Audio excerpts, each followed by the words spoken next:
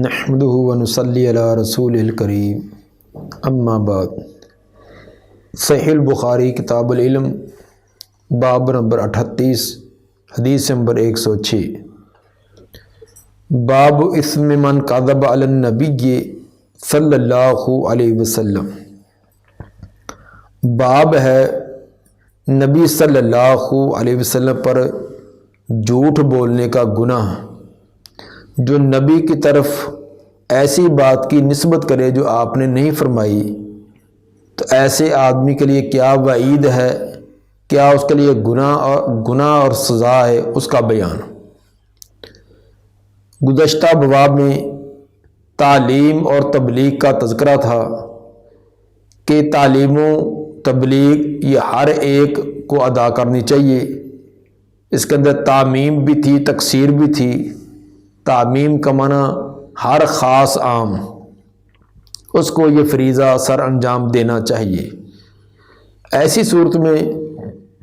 کذب وغیرہ کا احتمال ہوتا ہے کہ جب ہر ایک کے ذمے یہ ہے کہ جس کو جو بھی مسئلہ پہنچے، جو بھی حدیث پہنچے، وہ آگے ابلاغ کرے، تو اس کے اندر کذب کا خدشہ تھا۔ تو امام بخاری رحمہ اللہ یہ باب لا کر یہ پابندی لگانا چاہتے ہیں کہ دین کی بات آگے پہنچانا یہ ضروری تو ہے،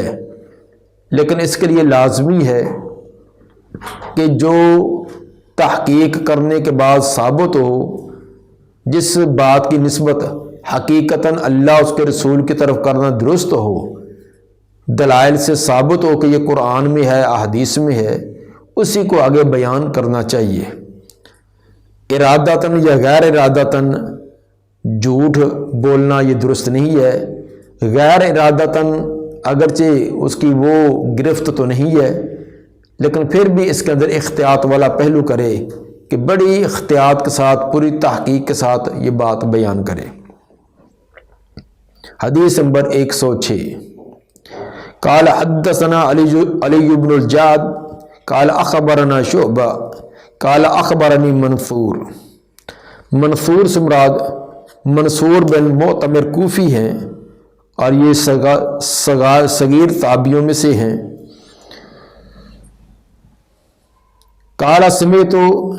ربی بن الحراش، ربی بن حراش یہ بھی تابعین میں سے ہیں، لیکن بہت نیک اور صالح اور ہمیشہ صدق و وفا والے تھے۔ ان کے بارے میں سیر اعلام نبلا جلد 4 صفحہ 360 پر اور تہذیب الکمال جلد 9 صفحہ 56 پر بڑا ایک حیرت والا اور عجیب واقعہ بھی بیان ہے کہ حجاج بن یوسف کا ظلم و ستم تو معروف ہی تھا، وہ اس کے دونوں بیٹوں پر کسی مسئلہ کی وجہ سے ناراض ہو گیا۔ ربی بن حراش کے 2 بیٹے تھے، دونوں پر حجاج بن یوسف کسی مسئلہ میں ناراض ہوا، اور اس کی ناراضگی کا مطلب یہی تھا کہ گردن جو تن سے الگ ہے، اس نے اپنے پولیس کے آدمی بھیجے کہ ان کو پکڑ کر لاؤ۔ جب انہوں نے ان کے گھر کا محاصرہ کیا، تلاشی لی، لیکن وہ ربی کے دونوں بیٹے نہ ملے تھے۔ وہ گھر میں ہی، لیکن کسی ایسی جگہ چھپ گئے کہ پولیس والوں کو نہ ملے۔ وہ واپس گئے، جا کر حجاج کو بتلایا کہ ہم نے پورے گھر کی تلاشی لی لیکن وہ نہیں ملے۔ حجاج کہنے لگا کیا تم نے ان کے باپ ربی سے پوچھا تھا کہ وہ کہاں ہیں؟ تو وہ کہنے لگے کہ باپ بتلاتا ہے۔ جب اس کے باپ کو بھی پتا ہے کہ یہ گرفتار کرنے کے بعد ان کی زندگی کا یہ آخری دن ہوگا، تو وہ کیسے بتلائے گا؟ تو حجاج کہنے لگا کہ نہیں، ربی بن حراش نے کبھی جھوٹ نہیں بولا، جاؤ اس سے پوچھو۔ پولیس والے آئے، انہوں نے پوچھا کہ تیرے بیٹے کہاں ہیں؟ اب دیکھیے کہ باپ کو پتہ ہے کہ میرے بیٹوں کو گرفتاری کے بعد ان کی گردن اتار دی جائے گی، لیکن انہوں نے جھوٹ نہیں بولا، انہوں نے واضح طور پر بتلا دیا کہ گھر کی فلاں جگہ چھپے ہوئے ہیں۔ پولیس والے گئے تو وہاں واقعی چھپے ہوئے تھے اور ان سے گرفتار کر لیا، حجاج کے سامنے پیش کیا۔ حجاج نے پوچھا کہ اب کہاں سے ملے؟ انہوں نے کہا کہ واقعی ہم نے ان کے باپ ربی سے پوچھا تو انہوں نے بتلا دیا کہ فلاں جگہ چھپے ہوئے ہیں۔ تو حجاج نے کہا کہ ان کی سزا تو قتل تھی، لیکن ان کے باپ کی صداقت اور سچائی کی وجہ سے میں ان کو معاف کرتا ہوں۔ اس قدر یہ ربی بن حراش صدق و وفا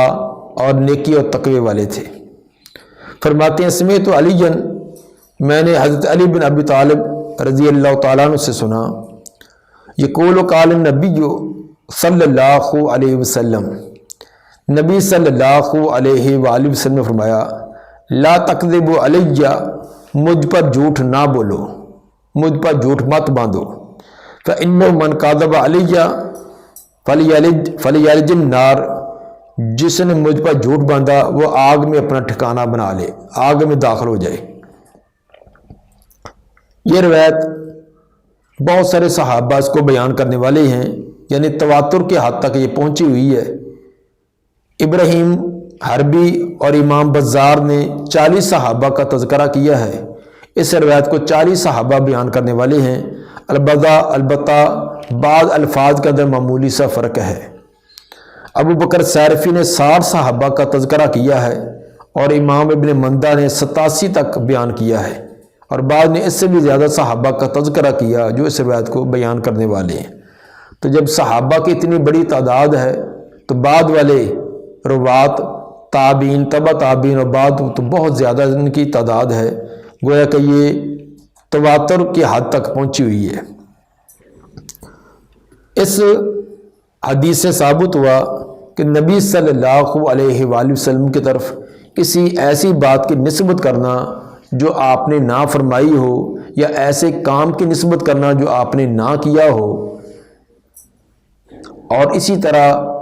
کوئی تقریری حدیث بھی جو آپ کے سامنے یا آپ کے زمانہ میں نہ کام کیا گیا اور اس کی نسبت کر دینا، یہ اتنا بڑا جرم ہے کہ ایسا کرنے والا اپنا ٹھکانہ جہنم بنا لے۔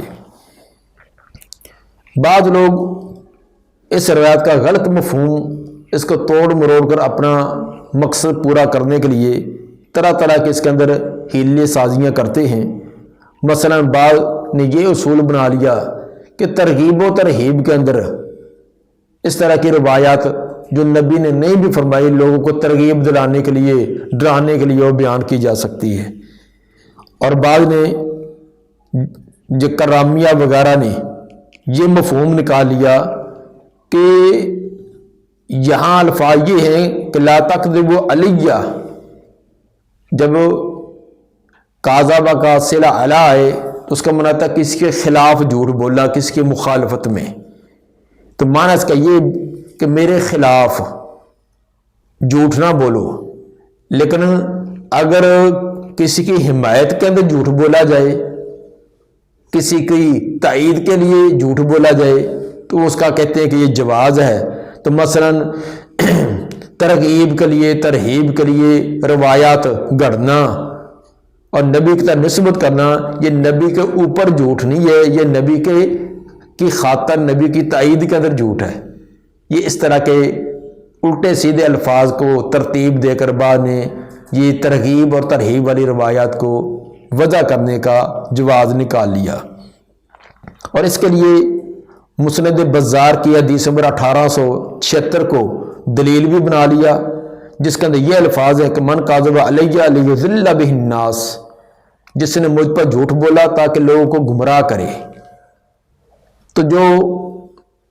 ترغیب اور ترہیب کے لیے روایات اپنی طرف سے گھڑ کر نبی کی طرف نسبت کرتے ہیں، تو وہ کہتے ہیں کہ وہ جھوٹ منع ہے جس کی وجہ سے لوگ گمراہ ہوں، کیونکہ لیضل بہ الناس کا مطلب کہ نبی پر وہ جھوٹ بولے جس کی وجہ سے لوگوں کو گمراہ کیا جائے، تو وہ تو حرام ممنوع ہے۔ تو جو لوگوں کو گمراہ کرنے کے لیے نہیں بلکہ الٹا دین کی طرف لانے کے لیے ہے، مثلا ترغیب دلانا، یہ چھوٹا سا کام کرو گے اتنا ثواب، یہ کام کرو گے اتنا ثواب، معمولی کام پر 70 80 حجوں کا ثواب دے دینا، اور اسی طرح ترہیب دلانے کے لیے کہ کوئی چھوٹا سا گناہ کرنا تو اس کے لیے جہنم کی بڑی سخت وعیدیں بڑی گاڑ کر سنا دینا۔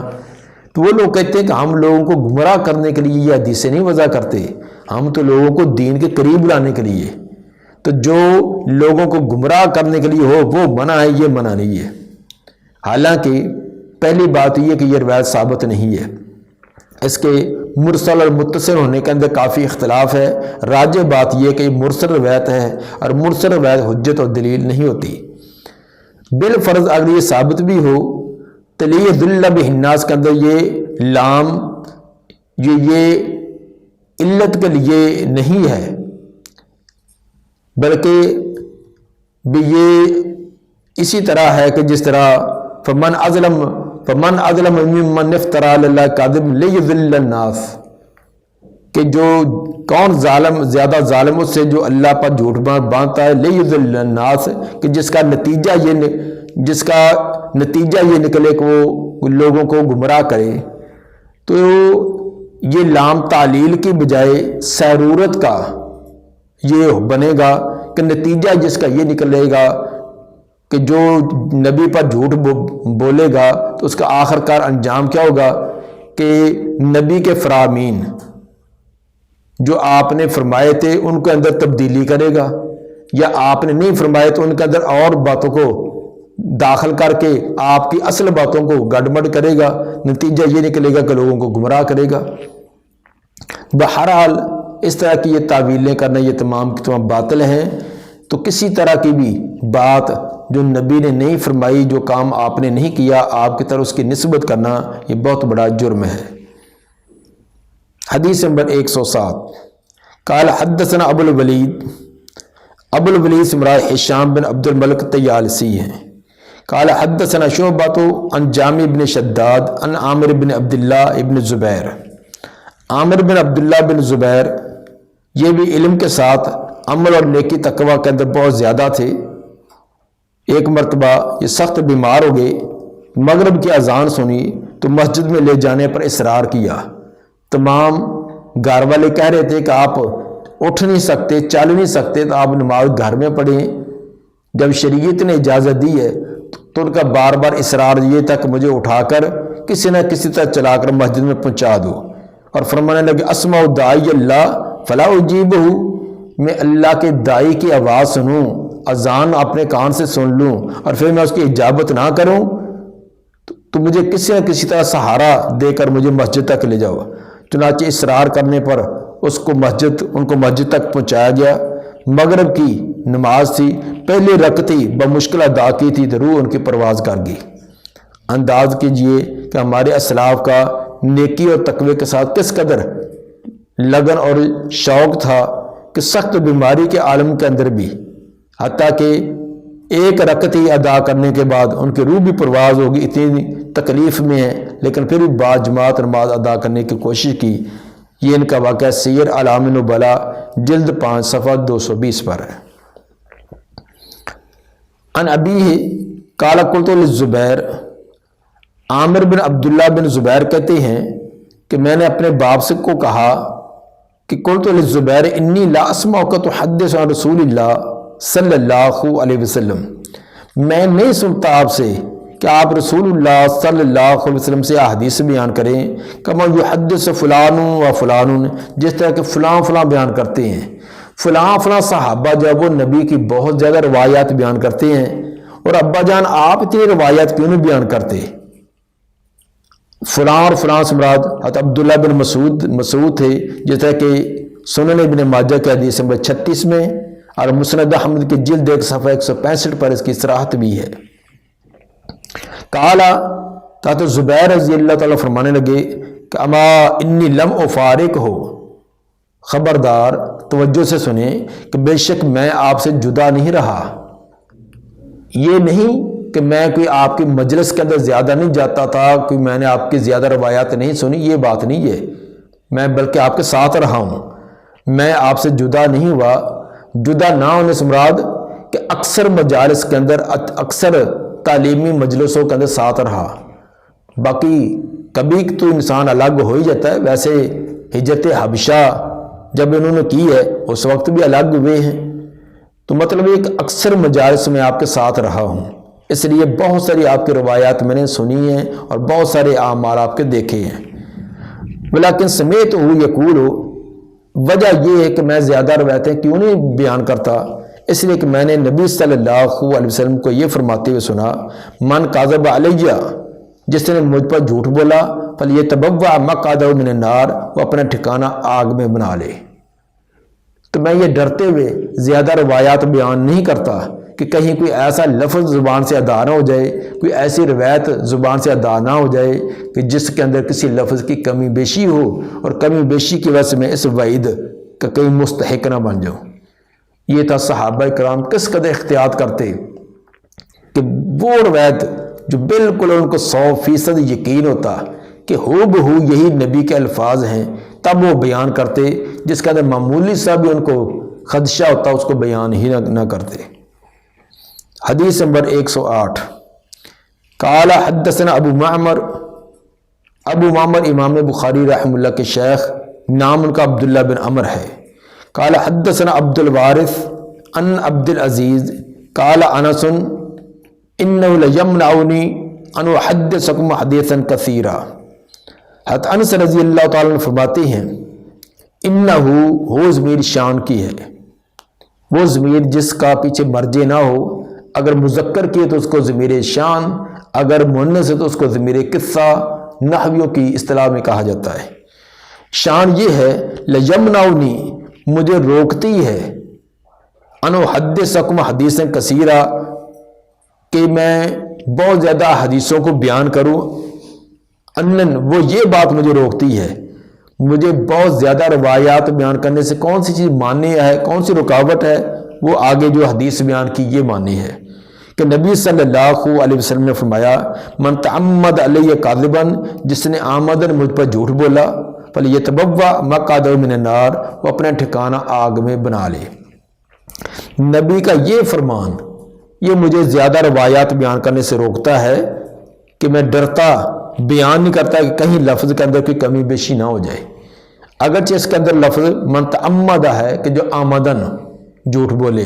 لیکن صحابہ کرام اس کے باوجود اس سے بڑا احتیاط کرتے کہ کہیں غفلت اور لا علمی اور انجانے کے اندر بھی کوئی لفظ ہماری زبان سے ایسا ادا نہ ہو جائے، ہاں جس کے بارے میں پورا یقین اور اعتماد ہوتا اسی کو بیان کرتے۔ اب دیکھیے کہ انس رضی اللہ تعالیٰ عنہ 10 سال تک نبی کے خادم رہے ہیں اور ہمیشہ آپ کے ساتھ ہی ہیں، تو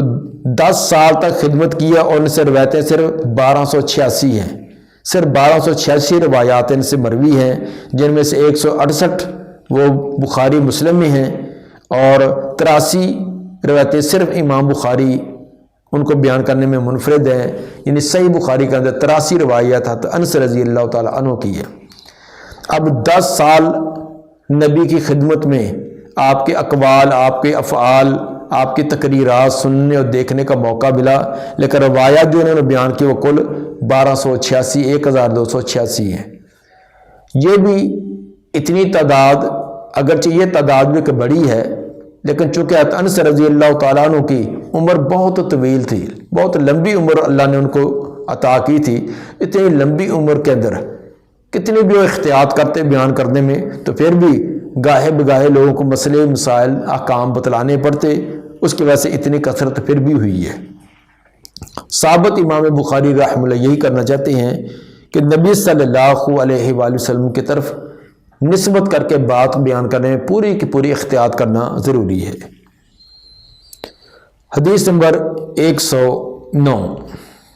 قال حدثنا مکی بن ابراہیم قال حدثنا یزید بن ابی عبید ان سلمہ قال سمعت النبی صلی اللہ علیہ وسلم یقول من یقول علیہ ما لم اقل، جو میرے ذمہ وہ بات کہے جو میں نے نہیں کہی، فلیتبوأ مقعدہ من النار، تو اپنا ٹھکانہ آگ میں بنا لے۔ اس کے اندر بھی سخت وعید بیان کی کہ جو بات میں نے نہیں کی، جو فعل میں نے نہیں کیا، تو وہ میری طرف نسبت کرے تو اپنا ٹھکانہ آگ میں بنا لے۔ تو آج کے دور کے اندر ہمارے ہاں یہ موبائل کا دور ہے، میڈیا کا دور ہے، تو بغیر تحقیق کے سنی سنائی روایات کو اگر سینڈ کرتے رہتے ہیں، اس کا نہ آگا نہ پیچھا پتہ ہی نہیں ہے، اور بعض آمدن جھوٹ بولتے ہیں، یہ روایت بخاری کی ہے، حدیث نمبر فلاں ہے، حالانکہ وہ بخاری میں چھوڑ کر کئی سنن کے اندر بھی نہیں ہوتی۔ ایسے حدیث کا نمبر دے دیں گے، اور لوگ اکثر جو وہ اس چیز کی اتنی کوشش ہی نہیں کرنے والے کو کئی بخاری میں دیکھ لیں، ان بیچاروں نے بخاری کی کبھی کتاب نہیں دیکھی ہوتی، وہ آگے سینڈ کرتے ہیں اس اعتماد پر کہ اس کا دیکھو صفحہ بھی لکھا ہوا ہے، اس کا بھی حدیث کا نمبر لکھا ہوا ہے، یہ تمام ہوتا جھوٹ ہے۔ حالانکہ پوری بخاری میں، پوری صحاح ستہ کے اندر نہیں ہوتی، کتب تسعہ کے اندر نہیں ہوتی، پتہ نہیں کہاں سے موضوع قسم کی روایات ہوتی ہے، یا اصل الفاظ کچھ اور ہوتے ہیں، بیان کچھ اور کیے گئے ہوتے ہیں، اپنے مفادات کے لیے، اپنے مذہب کو بچانے کے لیے ایسی روایات آج کل موبائلوں پر اور باقی نیٹ پر چلتی ہیں کہ جن کا کوئی سار پاؤں نہیں ہوتا۔ اس لیے جو بھی ساتھی اپنے موبائل پر کوئی حدیث دیکھے تو اس کو چاہیے یا تو خود تحقیق کرے یا اہل علم سے اس کی تحقیق کروا کے پھر آگے سینڈ کرے۔ یہ روایت، یہ اس کا ایک خصوصیات میں سے ہے۔ صحیح بخاری کے اندر 23 روایات ایسی ہیں جن کو ثلاثیات کہا جاتا ہے۔ ثلاثیات سے مراد کہ صرف 3 واسطوں سے وہ نبی صلی اللہ علیہ وآلہ وسلم تک سند پہنچتی ہے، اور یہ امام بخاری کو اپنے ہم عصروں پر یہ ایک فضیلت حاصل ہے کہ ان کی اس عظیم کتاب کے اندر 23 ثلاثیات ہیں۔ امام بخاری رحمہ اللہ کے دور میں کسی اور محدث کو یہ شرف حاصل نہیں، تو ان میں سے یہ پہلی روایت ہے جو ثلاثیات میں سے ہے۔ اب دیکھیے کہ 3 راوی ہیں، امام بخاری کے شیخ مکی بن ابراہیم، دوسرے ان کے شیخ یزید بن ابی عبید، اور تیسرے ان کے شیخ سلمہ۔ سلمہ رضی اللہ تعالیٰ عنہ آگے بیان کرتے سمیت النبی، تو یعنی امام بخاری اور نبی کے درمیان سے 3 واسطے ہیں، اس لیے اس کو ثلاثیات میں سے، اور یہ صحیح بخاری کی پہلی ثلاثیات میں سے ہے۔ حدیث نمبر 110، قال حدثنا موسیٰ بن اسماعیل تبوذکی ہیں جو امام بخاری کے شیخ ہیں۔ قال حدثنا ابو عوانہ ان ابی حسین، ابی حسین سے مراد عثمان بن عاصم ابی حسین ہیں۔ ان ابی صالح، وہ ابو صالح سے بیان کرتے ہیں، ابو صالح سے مراد ذکوان السمان ہیں۔ ان ابی ہریرہ ان النبی صلی اللہ علیہ وسلم قال تسموا باسمی ولا تقتنوا بکنیتی، آپ نے فرمایا کہ تم نام رکھو میرے نام کے ساتھ، میرے نام پر اپنے بچوں کے نام رکھو، ولا تقنوا، اور نہ کنیت رکھو، بکنیتی، میری کنیت پر، میری کنیت پر کنیت نہ رکھا کرو، آپ کی کنیت ابو القاسم، تم اپنے بچوں کا نام ابو القاسم نہ رکھو۔ ایک بات تو آپ نے یہ بیان کی، اس کے اندر اب اہل علم کا اختلاف ہے کہ کیا یہ آپ کی زندگی کے اندر یہ بات تھی یا آپ کی زندگی کے بعد بھی یہ ممانعت موجود ہے۔ امام شافعی اور اہل ظواہر کے نزدیک یہ ممانعت ہمیشہ کے لیے ہے کہ نبی کا نام محمد اور احمد یہ تو نام رکھے جا سکتے ہیں، لیکن کنیت ابو القاسم یہ رکھنی درست نہیں ہے۔ لیکن امام مالک اور جمہور اہل علم کے نزدیک یہ ممانعت آپ کی زندگی میں تھی، تو گویا کہ اب یہ حدیث ان کے نزدیک منسوخ ہے، اب آپ کی کنیت بھی اور آپ کے نام پر نام بھی رکھا جا سکتا ہے۔ امام ابن جریر کے نزدیک یہ نہی تنزیہ کی ہے، یعنی حرام تو نہیں ہے، بہتر افضل یہ ہے کہ آپ کی کنیت کے ساتھ کنیت نہ رکھی جائے، لیکن اگر کوئی رکھ لے تو اس کے اندر کوئی ممانعت نہیں ہے۔ بعض کے نزدیک ابو القاسم کنیت اس کے لیے منع ہے جس کا نام محمد یا احمد ہو، دونوں چیزیں اکٹھی کرنی منع ہے کہ اس کا نام محمد اور ابو القاسم یا احمد اور ابو القاسم، تو جس کا نام کوئی اور ہے، عبد الرحمن، عبداللہ، اسلم، اکرم ہے، تو وہ اپنے ابو القاسم رکھے گا تو اس کی کوئی مشابہت نہیں بنے گی۔ تو مشابہت تب بنے گی کہ نبی کی کنیت والی کنیت بھی اور نبی کے نام والا نام بھی رکھا جائے، تب وہ مشابہت بنتی ہے۔ بہرحال بہت سارے محدثین ان کی کنیت ابو القاسم ثابت ہے، تو اس لیے یہ ممانعت نبی کی زندگی کے اندر یہ تھی کہ جیسے کہ اس کا سبب ورود بھی ہے کہ آپ جا رہے تھے تو کسی آدمی نے دوسرے کو ابو القاسم کہہ کر آواز دی، تو آپ نے مڑ کر دیکھا تو کہنے لگا اللہ کے رسول میں نے آپ کو نہیں، میں نے تو فلاں کو آواز دی تھی، تو اس وقت آپ نے فرمایا کہ میری کنیت کے ساتھ کنیت نہ رکھا کرو۔ دوسرا حصہ سے حدیث کا یہ ہے وَمَنْ رَآنِ فِي الْمَنَامِ، جس نے مجھے دیکھا خواب میں، فَقَدْ رَآنِی، تحقیق اس نے مجھے دیکھا۔ جس نے خواب کے اندر مجھے دیکھا اس نے حقیقت کے اندر مجھے دیکھا ہے۔ وجہ یہ ہے فَإِنَّ الشَّيْطَانَ لَا يَتَمَثَّلُ فِي صُورَتِي، یقیناً شیطان وہ میری صورت اختیار نہیں کر سکتا، شیطان میرا حلیہ اور میری شکل اختیار نہیں کر سکتا۔ وَمَنْ كَذَبَ عَلَيَّ مُتَعَمِّدًا، جس نے مجھ پر جھوٹ بولا آمدن، فَلْيَتَبَوَّأْ مَقْعَدَهُ مِنَ النَّارِ، وہ اپنا ٹھکانہ آگ میں بنا لے۔ اس کے اندر نبی پر جھوٹ بولنا بیداری میں یا نیند کی حالت میں، دونوں صورتوں میں منع ہے۔ بیداری میں تو یہ کہ کوئی بات بنا کر نبی کی طرف نسبت کرے، نیند کا یہ کہ خواب کے اندر کوئی چیز نہیں دیکھی، مثلا نبی صلی اللہ علیہ وآلہ وسلم کا دیدار اس کو نصیب نہیں ہوا، تو ایسے جھوٹا دعویٰ کر دے کہ میں نے اللہ کے رسول کو دیکھا ہے۔ جس طرح کہ بہت سارے آج اس طرح کے اپنے دنیاوی مفاد کے لیے اور اپنی پیری مریدی کا چکر چلانے کے لیے جھوٹے دعوے کر کے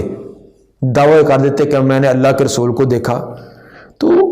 جو اس طرح جھوٹا دعویٰ کرے اس کے لیے بھی یہ وعید ہے۔ بلکہ صحیح بخاری کتاب و تعبیر حدیث نمبر 7042 کے اندر یہ روایت بھی ہے کہ جو آدمی جھوٹا خواب گڑتا ہے،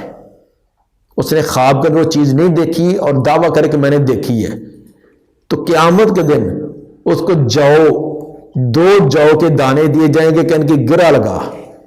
اگر گرہ لگا سکے گا تو عذاب سے بچ سکے گا، ورنہ نہیں۔ یہ تعلیق بالمحال، نہ جو کے 2 دانوں کی گرہ آ سکے نہ عذاب سے بچ سکے۔ یہ اتنی سخت وعید ہے جو جھوٹا خواب گاڑ لیتا ہے۔ یہ روایت صرف نبی کے متعلق نہیں ہے جو ابھی بتلائی کہ جو کے 2 دانے کم گرہ دینے کا مکلف کیا جائے گا، یہ مطلق بات ہے کہ جو اس نے خواب میں نہیں دیکھا اور لوگوں کا کہ مجھے یہ نظر آیا ہے، تو جو نبی کے بارے میں کہے کہ نبی کو خواب میں نہیں دیکھا اور جھوٹ بولے کہ میں نے دیکھا ہے، اس کے لیے کتنی سخت وعید ہوگی۔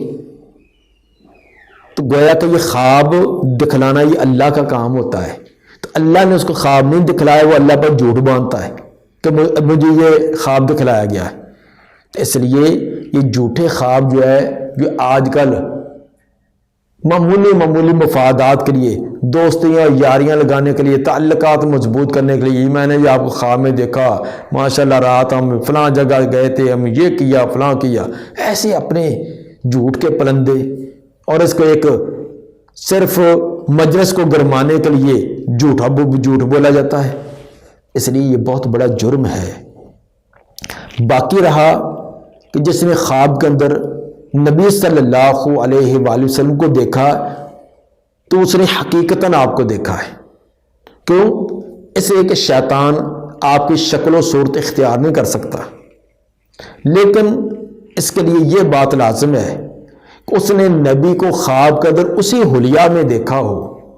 اسی شکل و صورت میں دیکھا ہو جو احادیث کے اندر آئی ہے۔ احادیث کے اندر آپ کا حلیہ مبارک آیا ہے، آپ کا پورا سر کے بالوں سے لے کر پاؤں تک آپ کے تمام حلیہ جو وہ موجود ہے۔ اس پر الگ الگ کتابیں بھی ہیں، اردو میں بھی، عربی میں، باقی زبانوں میں کتابیں بھی موجود ہیں۔ انہیں جو احادیث کے اندر، صحیح حدیث کے اندر آپ کا شکل و صورت بیان کی گئی ہے، آپ کی حیت اور کیفیت بیان کی گئی ہے، اسی کیفیت کے ساتھ دیکھا ہو تو اس کی بات ہے۔ شیطان نبی کی شکل تو نہیں بن سکتا، لیکن شیطان یہ تو کر سکتا ہے کہ کسی اور کی شکل بن کر جھوٹ بولے کہ میں تیرا نبی ہوں۔ شکل کسی اور کی بن گیا ہے، بڑا بزرگ بن گیا، داڑھی بنائی ہوئی ہے، چولا پہنا ہوا ہے، اور آ کر کہے کہ میں تیرا نبی ہوں۔ تو نبی کی شکل و صورت تو اختیار نہیں کر سکتا، لیکن کسی اور کی جھوٹی موٹی بن کر اس کو کہے، مثلا کیسے ثابت ہوگا؟ ایک تو یہ کوئی شکل و صورت وہ ایسی کو بیان کرے کہ میں نے خواب میں دیکھا جو احادیث میں نہیں ہے۔ مثلا مجھے ایک آدمی کہنے لگا کہ میں نے نبی کو دیکھا، جی میں نے کہا بیان کر بھی کیسا دیکھا کہنے لگا ماشاءاللہ بالکل سفید داڑھی، سفید بال، سفید چوڑا پہنا ہوا، جبہ پہنا ہوا۔